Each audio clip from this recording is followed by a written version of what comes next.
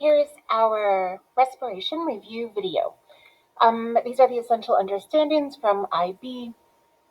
Respiration supplies the energy for the functions of life.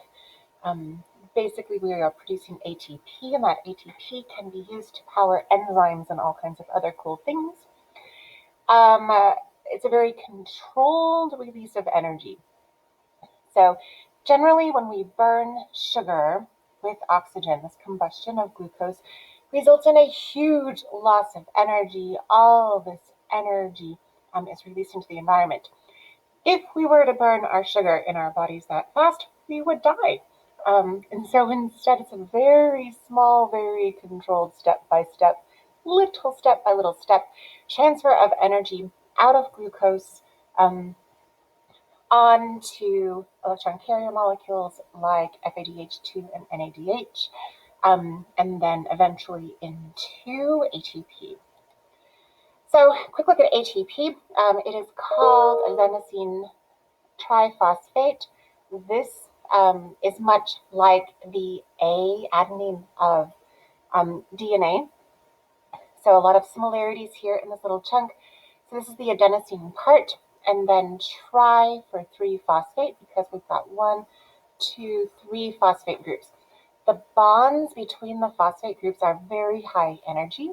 And so what ATP can do is it's going to chop a phosphate group off, stick it onto an enzyme. That enzyme can do its job.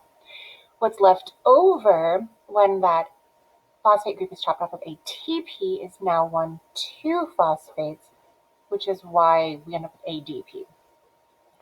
This next slide kind of shows us that cycle between ADP and ATP. So here, that adenosine 1,2,3 triphosphate is going to take one of those phosphate groups off, chunk it onto something for cellular work. We usually pop that phosphate group onto an enzyme, so the enzyme has the energy that it needs to do its job. What's left over when I take this guy off is now 1,2 phosphate groups. ATP synthesis can take one of those phosphate groups that's rolling around by itself, glue it back onto ADP to form ATP.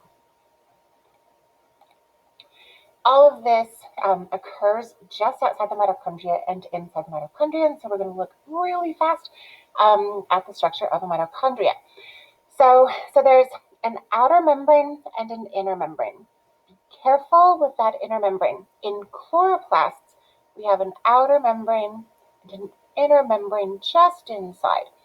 And then there are these pancakes of membranes inside the chloroplast. So this is chloroplast. Mitochondria is different. There are only 2 membranes. So this extra stuff that chloroplasts have is not in existence in mitochondria. Instead, the inner membrane, so this guy of a chloroplast, the inner membrane of the mitochondria, actually has lots of folds. And so that's what we see inside the mitochondria, those wrinkles that are inside the mitochondria, folds of the inner membrane. So this is all one piece. So be careful. Lots of us like to draw mitochondria like this. Not good, my friends. You want to draw mitochondria so that the inner membrane is one continuous chunk. Again, outer membrane, inner membrane, the folds of the inner membrane are cristae. This is going to allow us to have lots of surface area to embed all those electron transport chain proteins. It's also going to lead to a pretty small volume here in the intermembrane space. That allows the concentration gradient of the hydrogen ions, those protons, to build up pretty fast. The matrix is in the very middle of the inner membrane, which is going to allow for Krebs cycle and the link reaction to occur super quick and easy. So here's another picture, a couple pictures of mitochondria. Again, we've got our outer membrane, we've got our inner membrane. The folds of the inner membrane are cristae. In the very middle is the matrix.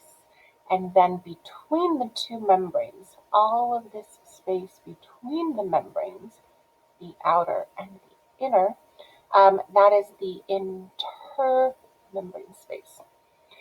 Easier to see in a picture like this, much harder to see in a picture like this one. So here we've got some matrix. Sometimes we want to call these guys ribosomes. They're not actually ribosomes. They are crystals of minerals that have formed, minerals that are important to carry out all of the reactions in the matrix of the mitochondria. So we've got here an outer membrane. So there's our outer membrane. And then just inside, that's our inner membrane. The inner membrane has all of these folds, and those folds are the cristae. The space between the two membranes is very, very, very small. It's a very, very, very small space between the membranes, that intermembrane space. And it stays small so that we can build up a high concentration of protons pretty fast. So here's a nice flowchart showing things that happen in cellular respiration. We're going to take glucose, we're going to chop it up in glycolysis. If there's not a lot of oxygen, we're going to go through anaerobic respiration. If there is lots of oxygen, we're going to go through aerobic respiration. Fermentation is the main step. Anaerobic respiration, we have the link reaction Krebs cycle electron transport chain, which is also called oxidative phosphorylation. What we're going to do, next couple of slides, we're going to look at glycolysis, and then we're going to look at this path. And then we're going to go back to glycolysis, and we're going to go through this path. So first up, glycolysis, and then anaerobic respiration. So what happens in glycolysis is this. We take glucose. In biochemistry, we love to count the carbons. So glucose is a 6-carbon compound, a sugar. And during glycolysis, we use some ATP to put some phosphate groups onto glucose. That extra energy causes glucose to split into 2 pieces. Those 2 pieces each have only 3 carbons, and we call those pieces pyruvate. What's pretty cool is that in addition to making pyruvate, we can also reduce some NAD plus and turn it into NADH. We do this by adding electrons and hydrogen ions. So we take NAD plus electrons and hydrogen ions. These guys, you can imagine them, they're kind of like the crumbs that fall off when we break that glucose in half. And we form NADH. This is used in the electron transport chain. We also are able to use an enzyme, we call it substrate ATP synthesis. So we're going to, or substrate level phosphorylation, we're going to turn ADP into ATP. So we can make 4, but we use 2. So we say that there's a net gain of 2 ATP. We get 2 NADHs, and we get 2 pyruvate. So those are the products of glycolysis. If there's not a lot of oxygen available, that pyruvate is going to enter fermentation. There are lots of kinds of fermentation. There are 2 that we talk about. The one that we go through, we mammals, we're going to go through lactic acid fermentation. So our pyruvate is converted into lactate. How that happens is we take the NADH that we formed during glycolysis and we actually turn it back into NAD+. That seems silly. Why would we want to do that? Well, we have to do that so that we can make more ATP. If we used up all the NAD+ and turned it all into NADH, glycolysis would stop and we would get 0 ATP and we would die. That's bad. So what happens in fermentation is we take that NADH that we made in glycolysis, we turn it back into NAD+, so that we can turn the NAD+ back into NADH and make a little bit of ATP. This is good. So again, the point of anaerobic respiration, the point of fermentation, is to turn our pyruvate into something so that that NADH can go back to NAD+, so that we can do glycolysis again to get some ATP. We mammals make lactate. Bacteria and yeast are a little cooler than us, and they're going to take their pyruvate they made in glycolysis. They're going to chunk off a carbon to make carbon dioxide, and then what's left over is ethanol or alcohol. So beer and wine, bubbles in bread are all coming from anaerobic respiration and fermentation of pyruvate. For us, lactate makes sore muscles. Not nearly as cool as bubbles in bread. So here again, quick picture, bubbles in bread, coming from the CO2 that's being released in fermentation, and then the alcohol that's used to make beer and wine is a product also of anaerobic respiration. Good, so let's go back to glycolysis. Now we're going to look at that other path, the aerobic respiration path. So once again, we've got our glycolysis. This all happens in the cytoplasm of the cell. Nothing yet in the mitochondria. So again, that glucose gets split into two. We need 2 ATP because we stick phosphate groups onto the glucose. That high energy phosphate actually causes glucose to split. The products are 2 pyruvate molecules. We're also going to grab some crumbs that are released when this guy breaks. We get some electrons and we get some hydrogen ions. Those get grabbed by NAD+, which is then reduced, because it gained electrons, to NADH. We also make some ATP. The pyruvate is then going to enter the mitochondria through the link reaction. So pyruvate is formed in glycolysis in the cytosol, which is just another name for cytoplasm. That pyruvate is going to enter the mitochondrial matrix, the very middle of the mitochondria. The first thing that happens is decarboxylation, which means that we're chopping off a carbon and an oxygen. CO2 is produced. Decarboxylation. So we went from 3 carbons, now we're down to just 2 carbons because we chopped one off. When we chopped off that carbon, we also got some hydrogens and some electrons. Those hydrogens and electrons were grabbed by NAD+, more NAD+, and that guy turned into NADH. What was left over, those 2 carbons left over from pyruvate had 3 carbons. We chopped one off. There's 2 left. Those 2 carbons are what we call now an acetyl group. That acetyl group gets chunked onto CoA, coenzyme A. Coenzyme A is then going to help acetyl group left over from the pyruvate enter the next chunk of the process, Krebs cycle. So again, we're going to take pyruvate, we're going to chop off the CO2, we're also going to grab some electrons and some protons. Those get chunked onto NAD+, which turns into NADH. What's left over from that pyruvate is an acetyl group. The acetyl group gets chunked onto enzyme CoA, coenzyme A, resulting in the formation of acetyl-CoA. Acetyl-CoA is then going to enter Krebs cycle. Here we have Krebs cycle, also called the TCA cycle, tricarboxylic acid cycle, also called the citric acid cycle. We're going to call it Krebs. So what happens is, let's go back a step. Here's our link reaction. We go from pyruvic acid or pyruvate, we decarboxylate it, we chop off the CO2. What's left over is an acetyl group that gets chunked onto CoA. We also turn NAD+ into NADH, which is the reduced form of NAD. So now I have acetyl-CoA. We enter Krebs cycle. CoA gets taken off. CoA is going to go get another acetyl group from the link reaction. So it can just keep happening here. What's left over, that acetyl group gets chunked onto this guy, OAA, oxaloacetate. I don't think I'm saying that right. We don't have to know it. So acetyl group gets chunked onto this thing, oxaloacetate, forming this guy. We don't need to know his name, but it's citric acid.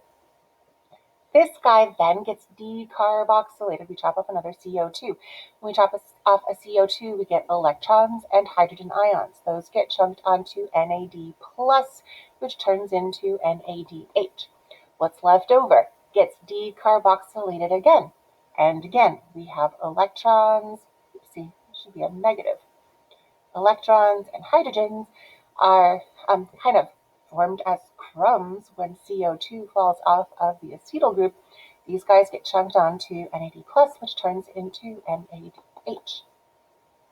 This also allows us to make a tiny little bit of ATP from ADP and inorganic phosphate.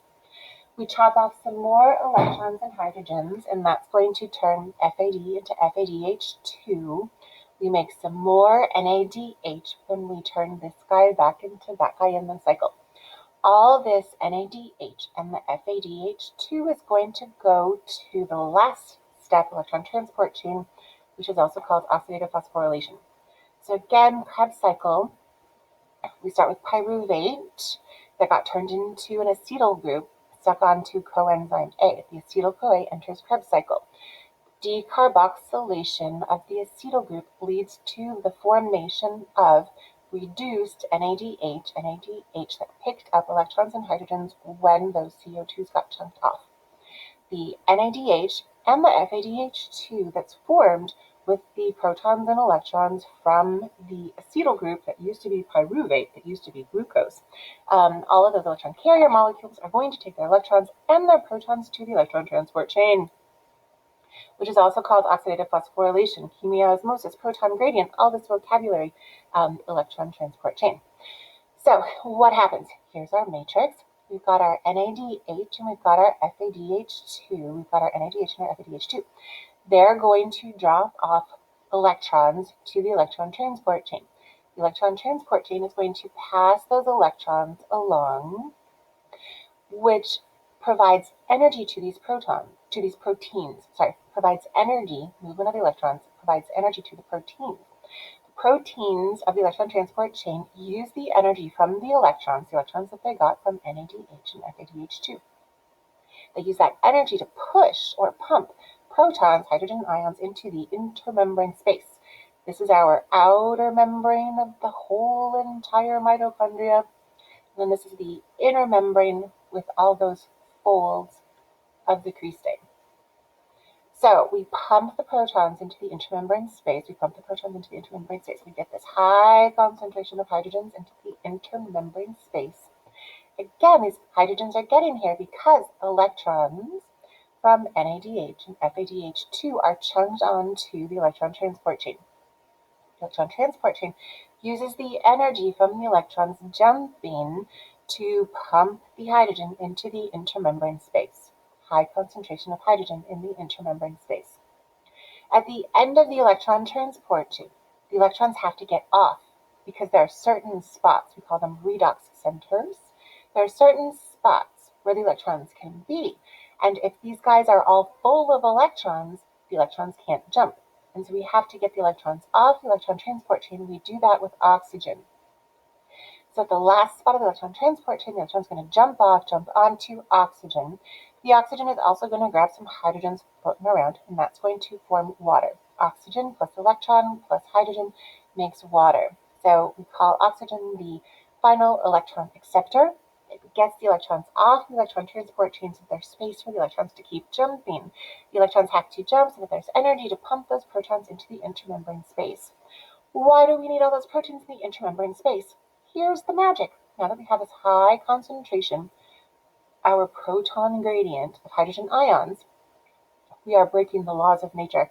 Nature doesn't like things to be all hoarded together. Those hydrogen ions, those protons, are going to diffuse out and about. They want to spread out.